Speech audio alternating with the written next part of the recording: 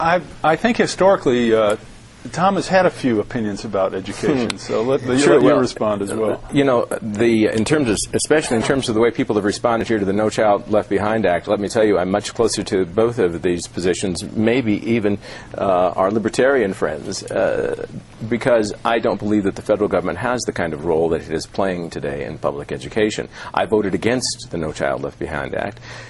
It was certainly not a position that was taken, and well, I'll put it this way. The president was not happy with the fact that I did that, but that was just one of many. That seems to be a pattern. That's one of many things that he was a little upset about.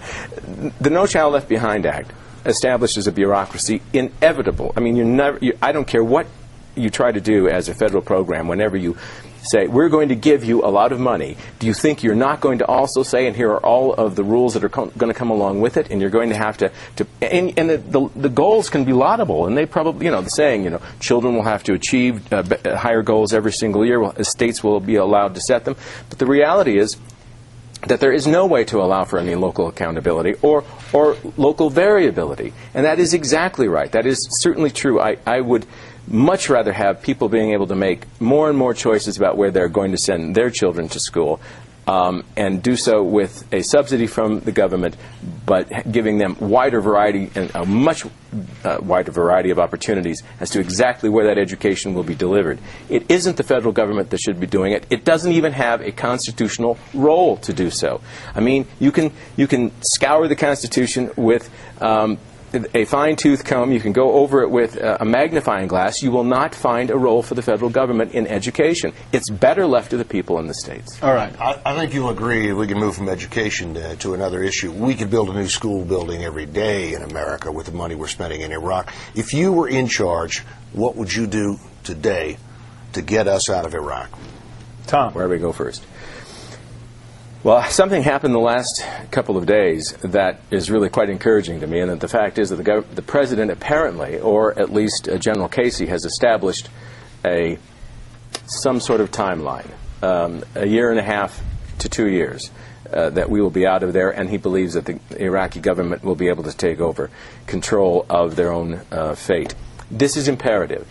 Long before he said that, I said that I believed that although, again, the goals could be laudable, it is true that we have achieved several strategic and important goals, by the way.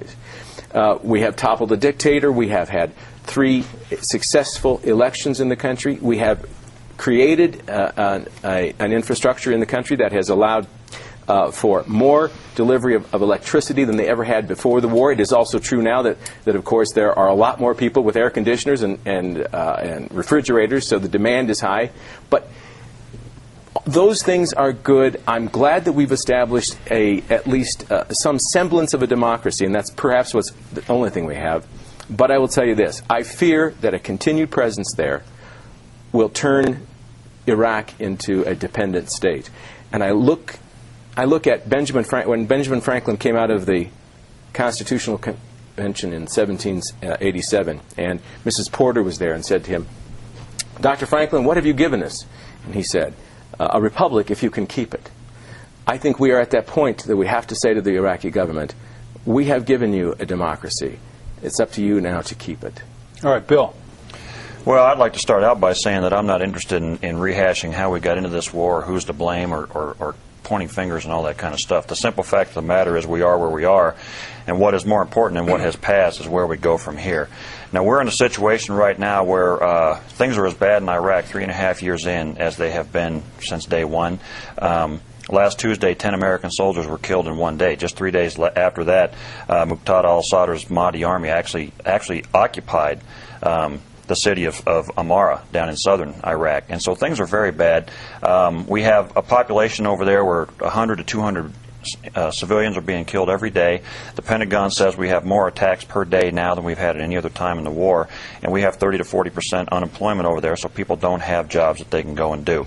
Now, the Pentagon from day one has asked for more troops on the ground to the tune of about 300,000 troops from the beginning, and they have been rebuffed and told no over and over again. I have no problem with putting the troops on the ground to actually go and win this war, okay? But We don't seem to be getting that from the White House, and we don't seem to see the political resolve from the people of the country to do that. And quite frankly, our military has been broken to the extent that we only have that 3/4 of our brigades in the Army, active duty and reserve, are not ready for combat, so we don't have the troops to put in there. All right, so if you were in charge, just so I can be clear, one of your proposals would be to send, and the numbers I've heard range from 150 or 140 to 300,000. You would attempt to send that kind of order of magnitude increase in troops to Iraq? You think that would be a good idea? I think we need the president to stand up and show leadership on this issue, and quite frankly say. Meaning what? What is showing leadership? Meaning stand up and say to the rest of the world, I was wrong and we do need your help. When I was on active duty in the Navy in 1990, we put close to 500,000 troops on the ground, and only half of them were American troops. We got the rest of the world to actually help us, and in fact, the cost of that war. But hasn't the rest of the world said, we know you're wrong, that's why we're not there? Right, because nobody stood up and said what we've done in the last 3.5 years is actually insult them and tell them we don't want their help. So what makes you think under those conditions, given the insults that you refer to where countries feel offended by the United States and where we're unpopular and where they're saying we told you so, what makes you think that France or Germany or Italy or anyone else is going to send any significant number of troops to Iraq today? Well, Aaron, I don't think they will. I don't think they will, and I think as the President said in his State of the Union, which disturbed me greatly, that this is the next administration's problem. I don't think that we're going to see a whole lot of change in the White House, although even the White House now says that stay the course is not a real strategy. And since we're not willing, since we don't have the political will or the leadership to actually put the troops on the ground that we need to go win this thing, then I support John Murtha's plan for redeployment. Because frankly, when I was in the military, all we asked for was that that plan is to redeploy to really the borders, the perimeter? The borders and up in the Kurdish parts of Iraq is part of it. And let the Iraqis sort it out.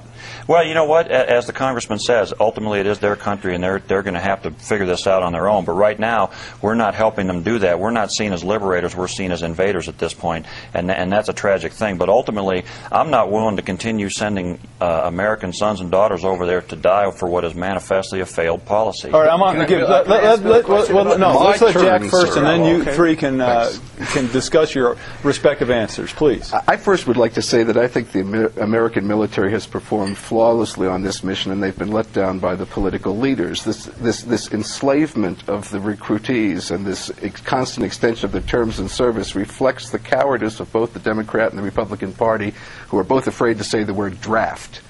Okay. Now, as to are you in favor of a draft? I am in favor of policies that make sense in the context that they are formed. If we are going to stay there, there must be a draft. If we are going to leave, maybe we don't need one. I am not the president. I'm not going to tell you what we should do, but I'm going to tell you what the choices are. America is the greatest empire in the history of the world. We have invaded the Middle East. We have found what every empire before us found out. It's much easier to invade it than it is to rule it. Our policy in this past week has gone from, we're going to save you folks no matter how many of you we have to kill in the process, to, if you don't shape up, we're going to take our toys and go home. And both the policies are the policies, I don't know of what, of total political failure in the system. All right, Tom, you had a question, and feel free to ask each other based on what I did. You just said. To clarify for my own purposes, Bill, when you say that you support the Murtha plan, in lieu of putting more people in, is that it? You would today, if we don't add a lot of extra soldiers today, you would leave Iraq today. Well, I don't think that's what the Murtha plan says. It's not today. It's a phased withdrawal over a period of time. It's not about being out by midnight tonight.